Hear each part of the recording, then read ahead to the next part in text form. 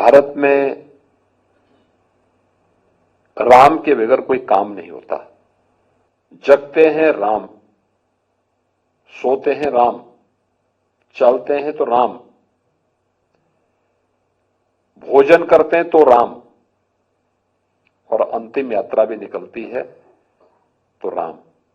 भारतीय जीवन पद्धति में राम के बगैर कोई काम नहीं होता है। हम सब जानते हैं भारत में राम के बगैर कोई काम नहीं होता।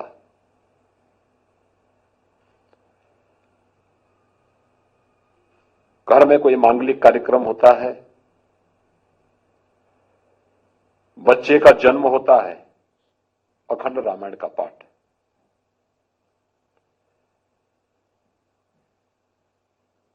कोई शुभ कार्य होता है, राम नाम संकीर्तन। जगते हैं राम, सोते हैं राम, चलते हैं तो राम, भोजन करते हैं तो राम, और अंतिम यात्रा भी निकलती है तो राम। यानी भारतीय जीवन पद्धति में राम के बगैर कोई काम नहीं होता है। और दुनिया के अंदर अकेला उदाहरण है।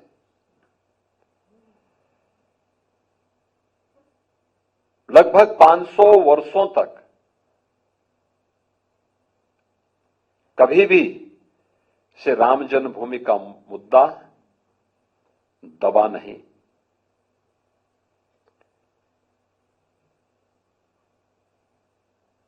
पहले पूज्य संतों ने, फिर राजे रजवाड़ों ने, अपने समय के धर्म योद्धाओं ने, अपने अपने कालखंड में अलग अलग व्यक्ति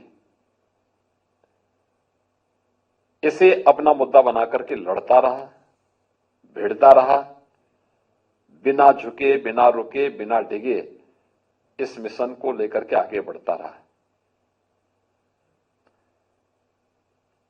और दुनिया के अंदर किसी एक पावन स्थल के लिए इतने लोगों ने अपनी शहादत दी हो, इतने बड़े संकल्प हुए हों, अन्यत्र देखने को भी नहीं मिलता है।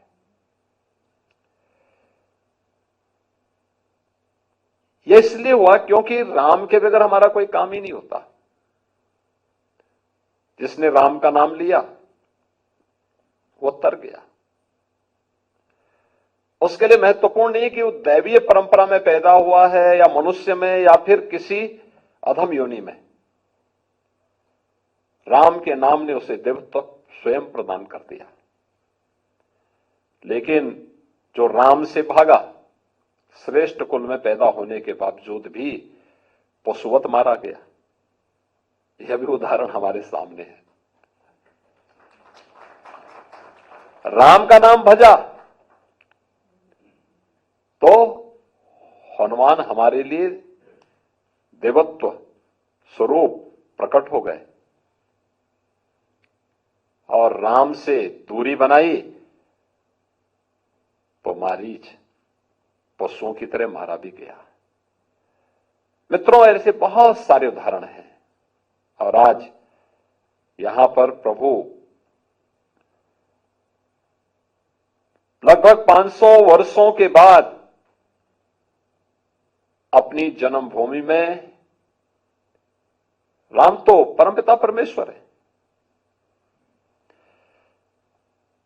लेकिन लोक आस्था और जन विश्वास की पुनर्प्राण प्रतिष्ठा का ये जो कार्यक्रम हो रहा है, इस कार्यक्रम के बहाने प्रभु का एक मूर्त रूप फिर से वहां पर रामलला के रूप में, राम जन्मभूमि में राम भक्तों को दुनिया की दबी कुचली सभ्यता और संस्कृति को प्राप्त होगा।